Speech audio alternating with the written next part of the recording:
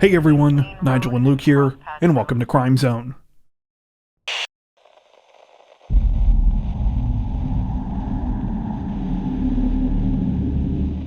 Authorities in Oregon say that a Portland area woman has thankfully been found alive and safe this week after she was captured screaming for help on a doorbell surveillance camera during the middle of an alleged kidnapping.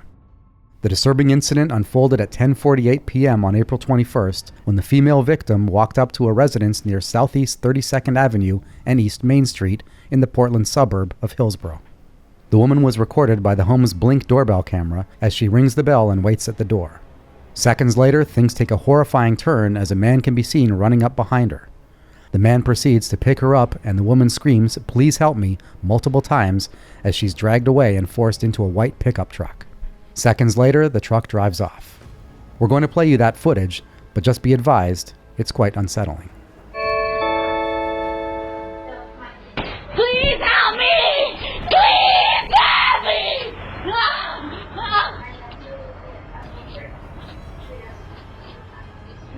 Apparently, neither of the people who lived at the home actually heard the woman's cries for help. It wasn't until a few minutes later when one of the people happened to review the doorbell footage that they realized what had happened. When they did, they immediately called 911.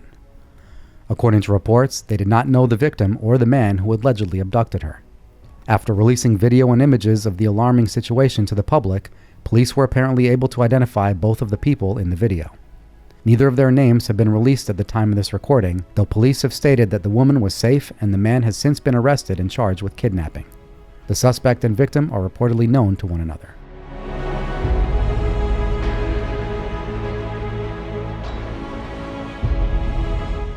Authorities in Baltimore County, Maryland announced a major development in a truly wild case this week, revealing that they had arrested the athletic director of a local high school months after he allegedly tried to frame the school's principal with an incendiary AI-generated audio recording. The whole situation began on January 16th of this year, when several faculty members at Pikesville High School received an email that had been sent from an anonymous address. The message contained an attached audio recording that purported to be a secretly recorded clip of the school's principal, Eric Eiswert. In the clip, Eiswert appeared to be ranting about faculty members and students at the school. These remarks were not only disparaging, but contained racist and anti-Semitic language. In one bit, the voice in the recording states that the black students at Pikesville, quote, couldn't test their way out of a paper bag. The audio recording was reportedly leaked across social media by some of those who received it, where, as you might imagine, it quickly garnered a ton of attention. The high school was inundated with calls and complaints from parents and concerned community members. Online, Eiswert received threats of violence. One person allegedly told the principal, quote, "The world would be a better place if you were on the other side of the dirt." Eiswert was put on administrative leave pending an investigation. There was just one problem. The audio that started the whole thing was fake. Not only that, it's now alleged that it was deliberately created by a disgruntled faculty member at the school who was trying to destroy Eiswert's reputation. Though the principal claimed from the beginning that he had never said any of the stuff that was in the audio file, it wasn't until this week that he was finally vindicated. After months of analysis by multiple sources, investigators announced that the audio clip had been fabricated using audio software that employed the use of artificial intelligence. The reason behind the creation of the fake audio is nearly as shocking as the clip itself. According to police, it was made by the disgruntled athletic director at Pikesville, 31-year-old Dazon Darian. Specifically, authorities allege that Darian came up with the scheme near the end of 2023 when he learned that Eiswert was investigating him for misappropriating school funds. According to reports, Darian paid his roommate $1,900 for helping to coach a girls' soccer team that he, in fact, never coached. Due to this and other previous incidents, Darian knew his days at the school were numbered, so he allegedly created the fake audio clip and circulated it to discredit the principal. Police say that during their investigation, they not only uncovered ample evidence that the clip had been fabricated, they were also able to link Darian to the account that had sent the initial email. Darian was arrested at the Baltimore-Washington International Airport on April 25th as he was trying to board a flight to Houston. He is now facing charges including theft, stalking, retaliating against a witness, and disturbing the operation of a school.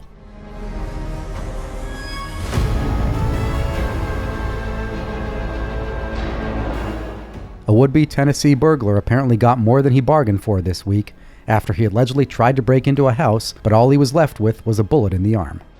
According to reports, the whole thing started at around 6 a.m. on April 20th when a family in Nashville's Trinity Hills neighborhood awoke to a terrifying situation. A man who they didn't know, later identified as 32-year-old Anton Cosby, was allegedly banging on their doors and windows. He was armed with a handgun and was clearly trying to get inside. After retrieving a gun of his own, one of the homeowners yelled out at Cosby and repeatedly tried to get him to leave. However, the 32-year-old apparently refused and instead tried to climb in through the kitchen window. It wasn't until he was shot in the arm that he reportedly dropped his weapon and finally fled the scene. A short time later, Cosby was found by police wandering around the same area. When they tried to get him help for his gunshot wound, he allegedly fought with the officers before finally being arrested. Cosby is now facing a number of charges, including aggravated burglary, felony vandalism, and 2 gun charges.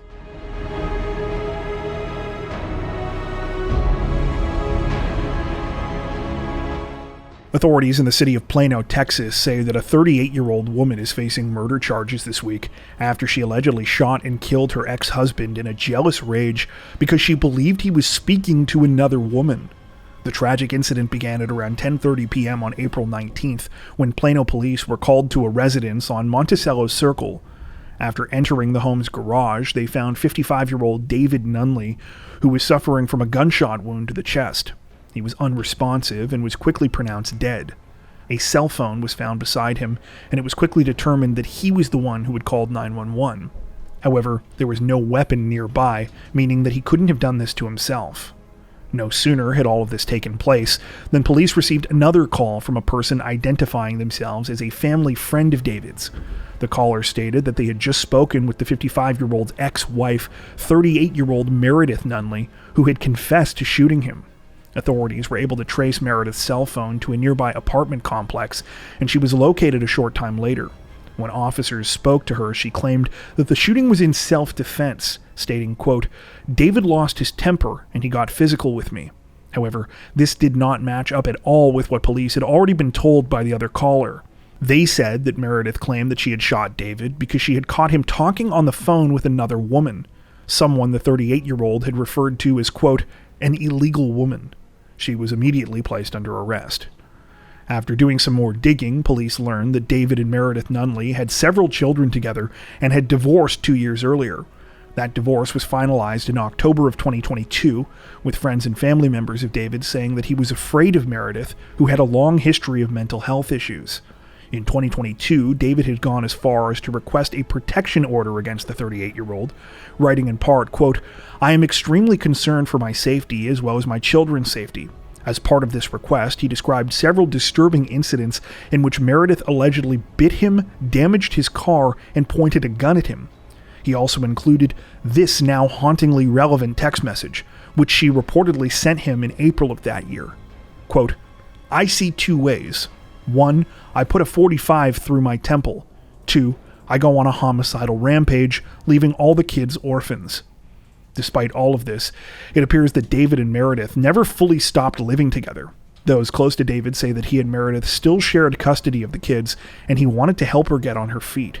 At the time of this recording, the 38-year-old remains in custody on $500,000 bond and has been charged with murder.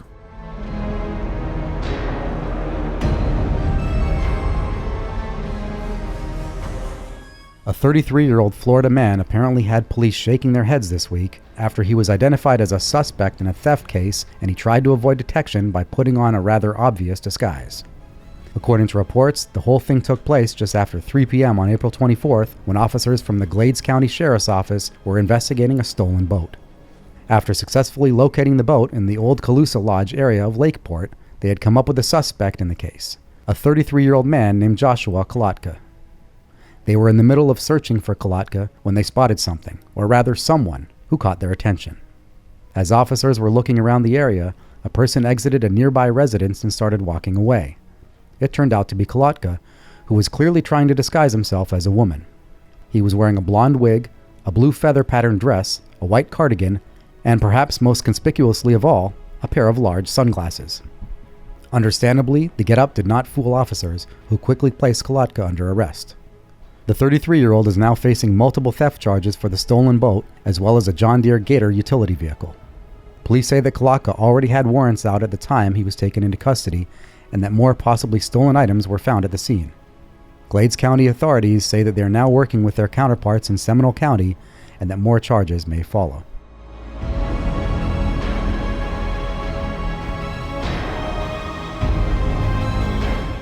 A 21-year-old New York woman is accused of ruining multiple lives this week, including possibly her own, after she allegedly hit and killed a fellow motorist while driving drunk, then fled the scene in a vehicle that she stole from a responding police officer.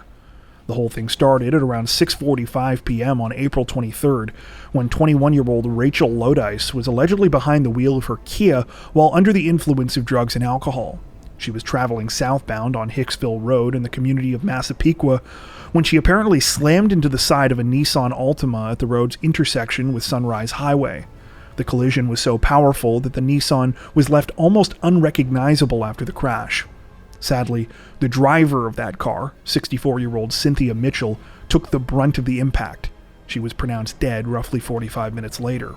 A 46-year-old passenger who was in the car was also wounded, though thankfully suffered non-life-threatening injuries. The situation was already awful at this point, but it was about to get even worse. According to reports, when an Oyster Bay public safety officer arrived to assist the victims, Lodice took advantage of the situation, stealing his patrol vehicle in order to flee the scene. Fortunately, the 21-year-old didn't get very far, as the vehicle was able to be remotely disabled. When Lodice was arrested, she was apparently wearing the safety officer's jacket. After being placed in the back of a different patrol car, she reportedly confessed, quote, "I'm not supposed to drink with my medicine." Loved ones of Cynthia Mitchell say that they are devastated at her loss, with a friend of the family saying that the 64-year-old's teen daughter's entire world has been shattered. They are now imploring authorities not to release Lodice on bail. At the time of this recording, the 21-year-old remains in custody and has been charged with second-degree vehicular manslaughter, third-degree grand larceny, leaving the scene of an accident, and driving while intoxicated.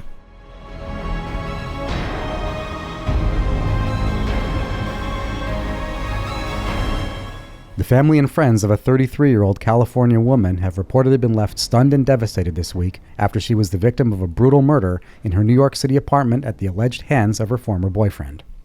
According to reports, the awful situation began at around 6 p.m. on April 23rd when authorities were called to an apartment building on 2nd Avenue in Upper Manhattan's East Harlem neighborhood.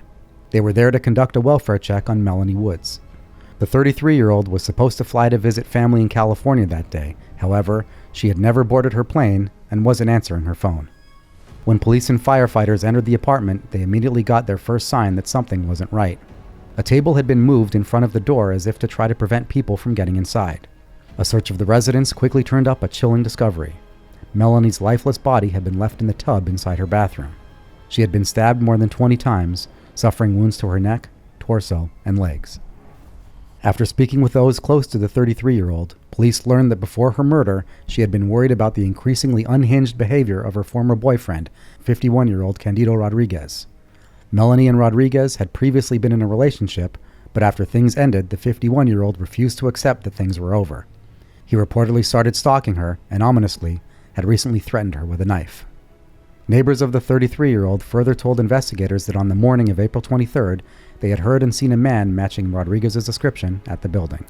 He allegedly arrived there around 6:15 a.m. and was seen leaving Melanie's apartment a little less than 2 hours later. Between that time, several people reported hearing a loud commotion inside the unit. Police now believe that Rodriguez timed his arrival at Melanie's apartment that day with her morning dog walk. When she returned, he allegedly followed her upstairs and killed her before fleeing the scene. The 51-year-old was arrested on April 25th and has now been charged with first-degree murder and criminal possession of a weapon.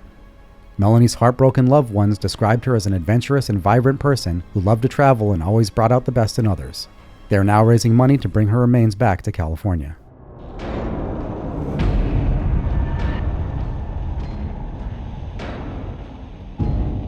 Authorities in Oklahoma City, Oklahoma say that they are investigating the aftermath of a horrifying tragedy this week after a local man fatally shot his wife and all but one of their children before turning his weapon on himself. The devastating situation began at around 9:35 a.m. on April 22nd, when police were called to an address on the 2800 block of Mirage Street in Oklahoma City's Czech Hall Estates neighborhood. When officers arrived, they were met with an awful discovery inside: the bodies of 5 people, all of whom had died of gunshot wounds. They were quickly identified as members of the same family who owned and lived in the house: husband and wife 42-year-old Jonathan and 39-year-old Lindsay Candy, as well as their 3 sons, 18-year-old Dylan, 14-year-old Ethan, and 12-year-old Lucas. The couple's youngest son, who was 10 years old but who has not been identified by name, was the only one left alive. According to reports, the young boy awoke that morning to find the house quiet. When he ventured out of his bedroom, he saw that everyone else in his family was dead, and he had called 911. The case took an even more disturbing turn when authorities had a closer look at the crime scene and discovered evidence that Jonathan Candy was the one responsible for what had happened. It's now alleged that the 42-year-old husband and father shot and killed his wife and 3 of his sons before finally turning the gun on himself. That weapon was reportedly found with his body at the time investigators arrived. At the time of this recording, police say that they are still piecing together the tragic events, but say that they believe Jonathan must have gotten into a fight with Lindsay sometime between the night of April 21st and the morning of April 22nd. It's alleged that he shot her first and then went around shooting the other 3 victims. It's still unclear why he spared the life of his youngest son. Apparently, the boy was sleeping in his room with a fan running overnight and did not hear the attack as it unfolded. Reports state that the bodies of Lindsay Candy and one of her sons were found on the first floor of the home, while the other 2 victims were found upstairs. At least one of the boys was shot while asleep in bed. In a statement, police described it this way, quote, "Make no mistake, what happened in that residence was nothing short of a massacre. Those children were hunted down and killed." As for the motive behind the tragic crime, right now that remains a mystery. Authorities say that they have never been called to the Candy residence previously, and there was no history of any domestic violence incidents there. Friends and family members of the Candys say that they are stunned and devastated by the horrifying situation, and that they never saw anything like this coming. In particular, they claim that there were no warning signs that Jonathan was capable of doing anything like this. Apparently, the 42-year-old worked part-time at the Paycom Center Sports Arena for the Oklahoma City Thunder. He was at a playoff game there on April 21st, just hours before the shooting, and so far it doesn't appear that there were any signs of unusual behavior from him that night. Right now, the situation is still under investigation. Before we wrap up, we'd like to take a second to give a huge shout out to everyone who has made it this far into the video. Seriously, thank you so much for watching. If you found today's upload interesting and informative, we'd be honored if you'd consider liking and subscribing, as well as hitting the notification bell and selecting all notifications to stay up to date with our latest releases. If you're looking for additional ways to help support the channel, we'd love to have you join us over on Patreon. Patrons get ad-free and early access to all of our content, as well as 4 additional stories per week for each of our Crimes of the Week and Crimes of the Week International videos. You can learn more at patreon.com/crimezone, where you'll also find some of the fine folks whose names are currently on screen. All that being said, we understand that not everyone has the means to support financially, and that's totally okay. We appreciate every like, sub, share, and comment that you send our way. Once again, thanks so much everyone, and take care.